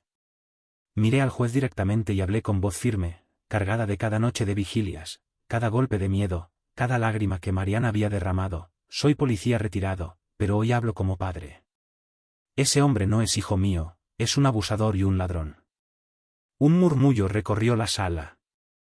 Algunas personas se cubrieron la boca, otras intercambiaron miradas sorprendidas. Cada palabra era un peso liberador y a la vez un recordatorio de la traición que había soportado. Tras horas de deliberación, finalmente llegó la decisión. El juez dictó protección para Mariana mediante una orden de restricción, anulación de la transferencia de la propiedad de la hacienda, congelamiento de los bienes de Esteban hasta nueva orden, remisión del caso a la Fiscalía para investigar delitos de violencia y fraude. Vi cómo Esteban se desplomaba en su asiento, pálido, sin palabras. Le colocaron las esposas mientras su mirada se perdía buscando alguna salida imposible. Al salir del tribunal, el sol del mediodía iluminaba la plaza. Tomé la mano de Mariana y bajamos juntos los escalones. Escuché los murmullos de la gente, ganó la justicia. Ella se volvió hacia mí y susurró, gracias, papá. La apreté con fuerza, con un corazón que estaba a la vez agotado y ligero, consciente de que habíamos sobrevivido a la tormenta y que la verdad finalmente se había impuesto. Hoy, después de todo lo que pasó, quiero hablarles con el corazón abierto. La vida me enseñó que la justicia no siempre llega sola, que a veces debemos ser valientes, pacientes y astutos para proteger a quienes amamos. Mariana sufrió, sí, y yo sentí miedo, rabia y desolación, pero nunca dejé que el miedo me paralizara. Aprendí que la verdad, aunque dolorosa, siempre tiene poder cuando se enfrenta con firmeza y cuidado. Mi mensaje para ustedes es simple: protejan a los suyos, defiendan lo que es justo y no teman actuar cuando alguien cercano está en peligro. No se trata de venganza, sino de dignidad y de asegurar que nadie abuse de los inocentes. La paciencia y la estrategia valen más que la violencia. A veces, el silencio y la observación son nuestras armas más fuertes. Quiero preguntarles a ustedes, si estuvieran en mi lugar, ¿qué habrían hecho? ¿Habrían esperado a que las cosas se resolvieran solas o habrían tomado acción pese al miedo y la incertidumbre? Me interesa mucho escuchar sus opiniones, sus pensamientos, porque cada historia es única y cada lección tiene consecuencias. Recuerden también cuidar de ustedes mismos mientras luchan por los demás. La fortaleza no significa no sentir miedo, sino seguir adelante a pesar de él. Que Dios los bendiga y los proteja siempre y que nos dé la sabiduría para actuar con justicia y amor en nuestras vidas y con nuestras familias. La firmeza en su voz me infundió un hálito de esperanza, aunque a decir verdad, no era suficiente para calmar la tormenta que se arremolinaba en mi interior. Al regresar a mi hogar, el resonar seco de un golpe contra la madera de la puerta principal me obligó a girarme sobre mis talones. Allí, deslizado bajo el umbral, un sobre de un color pardo terroso aguardaba, silencioso e inquietante. Lo tomé entre mis manos, sintiendo una frialdad que contrastaba con el calor de la tarde, y procedí a abrirlo con una cautela casi ritual, temeroso de lo que pudiera encontrar en su interior. Un papel, toscamente arrugado, yacía plegado dentro del sobre. Al desplegarlo, una caligrafía temblorosa, imperfecta y amenazante se reveló ante mis ojos, formando palabras que helaban la sangre: cállate. O tu nuera pagará las consecuencias. Un escalofrío recorrió mi espina dorsal, y una náusea amarga ascendió desde lo más profundo de mi estómago. Cada una de esas palabras, grabadas con una tinta que parecía rezumar maldad, era un recordatorio implacable de la magnitud de lo que estaba en juego, del abismo que se abría bajo mis pies. Sin dilación, con el corazón latiendo con fuerza en el pecho, doblé el papel y lo oculté en mi portafolio, como si al esconderlo pudiera conjurar el peligro que representaba. Acto seguido, me dirigí a la recámara, donde la caja fuerte se erigía como un baluarte de seguridad, y deposité el portafolio en su interior, girando la combinación con manos temblorosas. En ese momento, cada medida de precaución me parecía escasa, un mero intento de contener una fuerza destructiva que amenazaba con arrasar con todo a su paso. Esa noche, Morfeo, el dios del sueño, me dio la espalda. Incapaz de conciliar el sueño, me levanté de la cama y me dirigí a la sala, donde la luz amarillenta de una lámpara solitaria rompía la oscuridad. Me senté en el sillón, y comencé a extender sobre la mesa todos los documentos que había reunido con tanto esfuerzo, como si al ordenarlos pudiera encontrar la clave para desentrañar la madeja de intrigas y mentiras que me atenazaba. Allí estaban las fotografías, crudas y reveladoras, de las heridas infligidas a Mariana, testimonio mudo de la brutalidad que había sufrido. Los informes médicos, redactados con frialdad clínica, corroboraban la violencia, detallando cada hematoma, cada laceración, cada fractura. Los documentos falsificados, urdidos con astucia y descaro, mostraban la trama corrupta que Esteban había tejido para despojar a Mariana de su herencia. Las fotografías de Esteban y Lucía, juntos en actitudes comprometedoras, revelaban la doble vida de mi hijo, su frialdad y su falta de escrúpulos. Y ahora, este último mensaje, la amenaza velada, el presagio de un peligro inminente.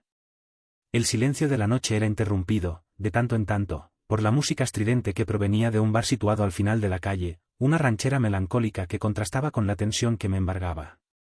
A lo lejos, los ladridos esporádicos de perros callejeros añadían una nota de desasosiego a la atmósfera opresiva.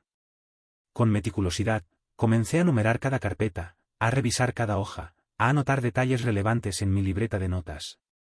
Cada gesto, cada fotografía, cada documento era un paso adelante en mi búsqueda de la verdad, pero también un recordatorio constante del peligro que nos acechaba, invisible pero omnipresente. Cerca de la medianoche, el zumbido del teléfono me sobresaltó. Un número desconocido aparecía en la pantalla. Con el corazón en la garganta, contesté con cautela. Al otro lado de la línea, solo escuché una risa burlona, gutural y amenazante, que me heló la sangre. Acto seguido, la llamada se cortó, dejándome sumido en un silencio aún más inquietante. Mi respiración se aceleró, y una certeza helada se apoderó de mí. Sabía quién era el autor de esa llamada, aunque no necesitara confirmación alguna. Esteban, con su perversidad calculada, estaba intentando mantenerme despierto, desestabilizarme, sembrar la duda y el miedo en mi mente. Miré el reloj, las 12:45 de la noche. Sentí el pulso latiendo con fuerza en mis sienes, la tensión acumulándose en mis hombros. A pesar del cansancio y la angustia, me senté derecho en el sillón, con una determinación renovada. Tomé mi libreta y comencé a escribir con furia cada detalle de esa noche aciaga, cada rumor, cada amenaza, cada sospecha. Cada nota era un paso más hacia el día en que Mariana estaría a salvo, protegida de la maldad de su esposo, y en que la justicia, al fin, comenzaría a equilibrar la balanza, a reparar el daño causado. El barrio dormía, ajeno al drama que se desarrollaba en el interior de mi casa. Para mí, sin embargo, la ciudad entera estaba viva, palpitante, llena de peligros y de promesas. Con cada paso que daba en esta batalla silenciosa, en esta guerra sin cuartel contra mi propio hijo, sabía que no había vuelta atrás. Cada acción, cada pensamiento, cada esfuerzo estaba dedicado a proteger a Mariana, a asegurarle un futuro libre de violencia y opresión, y a preparar el terreno para enfrentarme a Esteban en el tribunal, donde la verdad, al fin, saldría a la luz. A la mañana siguiente, llegué temprano a la oficina del licenciado Ramírez, con el sobre que había recogido bajo la puerta apretado entre mis manos. El calor de la mañana, que ya comenzaba a sentirse con fuerza, se pegaba a mi piel, pero la sensación de frío en mi interior era aún más intensa. Me sentía como si cargara un peso enorme, un fardo de preocupaciones y temores que me oprimía el pecho. Cada hoja de ese sobre era una amenaza latente, cada palabra una cadena invisible que amenazaba con atarme de por vida a este conflicto. Ramírez me recibió con su habitual cordialidad, sin mostrar sorpresa alguna ante mi visita matutina. Me ofreció una taza de café, cuyo aroma reconfortante contrastaba con la tensión que se respiraba en el ambiente, y tomó el sobre con manos tranquilas, imperturbables. Leyó el contenido con atención, con el ceño fruncido, sin dejar traslucir sus pensamientos. Yo lo observaba de reojo, expectante, esperando cualquier comentario, cualquier indicio que pudiera ser útil para mi causa. Cuando finalmente dejó el sobre a un lado, suspiró profundamente y dijo con voz mesurada: «Esto es un avance, Ignacio. Demuestra que están nerviosos, que se sienten acorralados. Pero necesitamos algo más contundente, una prueba irrefutable que los condene sin lugar a dudas. Necesitamos un testimonio, el testimonio de alguien cercano a ellos, alguien que conozca sus secretos y esté dispuesto a revelarlos». Pronunció un nombre, una sola palabra, y fue como si una puerta se abriera de golpe en mi cabeza, iluminando un camino que hasta entonces había permanecido oculto: Lucía Carrillo. Si logramos que ella hable, Ignacio, se acabó todo. Me quedé pensativo durante el resto de la mañana, repasando las palabras del licenciado Ramírez una y otra vez en mi mente, como si fueran las piezas de un rompecabezas que necesitaba resolver. Lucía. La mujer con la que mi hijo se mostraba en público, la que reía con él en los bares y se paseaba con descaro por las calles de la ciudad. ¿Sería posible que ella, cómplice y amante, estuviera dispuesta a traicionar a Esteban, a revelar la verdad que se ocultaba tras su fachada de hombre de negocios exitoso? ¿Habría alguna forma de convencerla de que hablara, de que rompiera el silencio sin que la destruyeran en el intento? ¿Podía confiar en alguien así, en una mujer que había participado activamente en la vida de mi hijo, que había sido testigo de sus fechorías? Y, sobre todo, ¿cómo acercarme a ella sin levantar sospechas, sin asustarla y sin que los secuaces de Esteban me vieran venir? A mediodía, apenas probé bocado. La idea de Lucía rondaba insistentemente en mi cabeza, impidiéndome concentrarme en otra cosa. Me vestí con mi chaqueta más vieja, aquella que había usado durante años en mis días de policía, me puse una gorra para protegerme del sol y salí de casa sin avisar a nadie. Preferí hacerlo yo mismo, sin intermediarios, para evitar cualquier riesgo de filtraciones o sabotajes. No quería que un mensajero dejara rastros que pudieran alertar a Esteban o a sus hombres. Mi destino era un bar situado en la calle Hidalgo, un local de mala muerte del que me habían dicho que Lucía era una asidua visitante. Música estridente, luces fluorescentes, voces que se entremezclaban en un caos sonoro, el humo denso del tabaco y el penetrante olor a tequila inundaban el ambiente. Entré al bar y me senté en una mesa apartada, en un rincón oscuro donde la penumbra me daba cierta cobertura. Pedí un café negro, que me sirvieron en un vaso pequeño y desportillado. Desde mi posición, comencé a observar a la gente que llenaba el local, parejas abrazadas, hombres solos bebiendo cerveza, alguna mujer que reía a carcajadas, los camareros moviéndose con soltura entre las mesas abarrotadas. El bar tenía un espejo enorme en una de las paredes, que multiplicaba las figuras y creaba una sensación de laberinto. Gracias a ese espejo, pude ubicar a Lucía antes incluso de que entrara por la puerta. Eran casi las 10 de la noche cuando apareció. Caminó con paso seguro, enfundada en un vestido ajustado que resaltaba sus curvas, con los labios pintados de un rojo intenso y una actitud provocadora que buscaba llamar la atención. Pero, al acercarse a su mesa, pude ver la mirada que se escondía tras esa fachada de seguridad. En sus ojos, noté una aspereza, una inquietud que trataba de disimular con dificultad. Se sentó a la mesa, recibió saludos efusivos y una botella de tequila, y comenzó a hablar animadamente con la persona que la acompañaba esa noche. Esperé pacientemente, dejando que el ruido y el bullicio del bar hicieran su trabajo, diluyendo mi presencia en la multitud. No quería entrar en escena de forma abrupta, con aspavientos que pudieran alertar a Lucía o a sus acompañantes. Cuando el momento me pareció propicio, me levanté de la mesa y me acerqué a ella con paso tranquilo, deliberadamente pausado. Al llegar junto a su mesa, la vi de cerca, bajo la luz cruda de los focos. El maquillaje se había corrido ligeramente en el borde de uno de sus ojos, y un rastro de fatiga, una sombra oscura, se hacía visible a pesar de sus intentos por ocultarla tras una sonrisa forzada. «¿Quién es usted?», me preguntó, con un tono desconfiado, sin levantar la voz. No le ofrecí una explicación, ni le conté mi historia, ni le revelé la rabia que me consumía por dentro. En lugar de eso, puse sobre la mesa un sobre grueso que llevaba oculto en el bolsillo interior de mi chaqueta. En su interior, había una copia de los documentos en los que su nombre aparecía como beneficiaria de una parte de la hacienda, y una hoja más, cuidadosamente redactada, en la que se detallaban sus deudas bancarias. No eran muchas, pero sí lo suficientemente elevadas como para hundir a alguien que no contara con un respaldo económico sólido. Me incliné hacia ella y le hablé en voz baja, casi un susurro, como quien comparte un secreto peligroso. Me llamo Ignacio Valdez. Soy el padre de Esteban. Si sigues a su lado, Lucía, tu vida terminará arruinada. Él no te dará nada, solo te dejará con las deudas y con la mala fama. Al principio, ella rió, con una risa desdeñosa, como quien se burla de un anciano cansado y desorientado.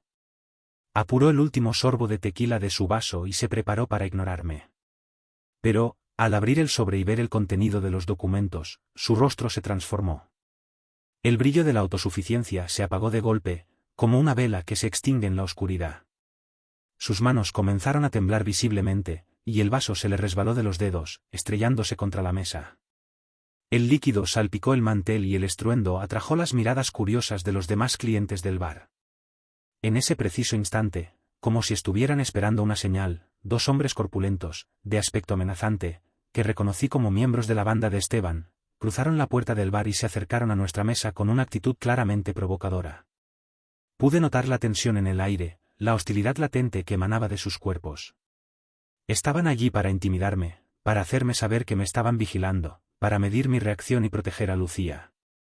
Sin pensarlo dos veces, como un reflejo condicionado por años de experiencia en la policía, llevé mi mano al interior de la chaqueta y extraje la placa que había guardado celosamente desde mis tiempos en el servicio activo. Con un gesto firme, la deposité sobre la mesa, a la vista de todos. La luz del neón se reflejó en el metal bruñido, y por un instante se hizo un silencio sepulcral en el bar. Los dos hombres, al ver la placa, clavaron sus miradas en ella, como si hubieran visto al mismísimo diablo. sus sonrisas se desvanecieron de inmediato, y retrocedieron un paso, desconcertados ante la presencia de aquel símbolo de autoridad que aún imponía respeto. Lucía me miró con los ojos húmedos, llenos de miedo e incertidumbre.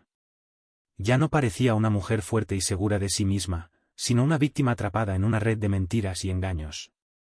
Parecía alguien que había apostado todo a la promesa de Esteban y que ahora veía cómo su apuesta se derrumbaba ante sus ojos, arrastrándola consigo al abismo. «Está bien. Hablaré», dijo con la voz entrecortada por la angustia, «pero necesito protección. Si Esteban se entera de que he hablado, me matará». Su miedo no me sorprendió. Había visto de primera mano el poder de Esteban, su capacidad para manipular y controlar a la gente, la lealtad ciega de sus seguidores. Sabía que Lucía se enfrentaba a un peligro real, a una amenaza que podía costarle la vida. Además, ¿quién la apoyaría? ¿La policía, el gobierno, sus amigos? Estaba sola, sin recursos, sin nadie a quien recurrir. Tomé mi teléfono móvil y marqué el número del comandante Rosales, un viejo compañero de la policía en quien confiaba plenamente. Le expliqué la situación con brevedad y sin alarmismos, contándole que tenía a Lucía dispuesta a colaborar en la investigación, pero que necesitaba un lugar seguro donde protegerla de las represalias de Esteban. Rosales respondió con su voz grave y serena, aquella que había escuchado tantas veces durante nuestras noches de patrulla: «Tráela al punto, Ignacio, y yo me encargaré de encontrarle un lugar seguro. Pero no la dejes sola ni un momento. Y ten cuidado con los contactos de Esteban. Ese hombre tiene tentáculos en todas partes». Le di la dirección provisional del bar y colgué el teléfono. Hice una seña a Lucía para que me siguiera. La ayudé a ponerse la chaqueta y la conduje hacia la salida del bar, tratando de protegerla de las miradas curiosas. Afuera, el aire nocturno me golpeó en la cara como una bofetada helada, despertándome de la tensión del momento. Lucía caminaba junto a mí con paso inseguro, dubitativo. De vez en cuando, giraba la cabeza para mirar hacia atrás, temiendo ser reconocida por alguno de los secuaces de Esteban. En el coche que nos esperaba en la esquina, el chofer no hizo preguntas. Sabía quién era Lucía y cuál era su destino. Arranqué el motor y tomé la ruta más rápida hacia el lugar que Rosales me había indicado. Mientras conducía a través de la ciudad, entre luces y semáforos, no podía dejar de pensar en lo frágil que era la libertad, en lo fácil que era perderla por una mala decisión, por un error de juicio.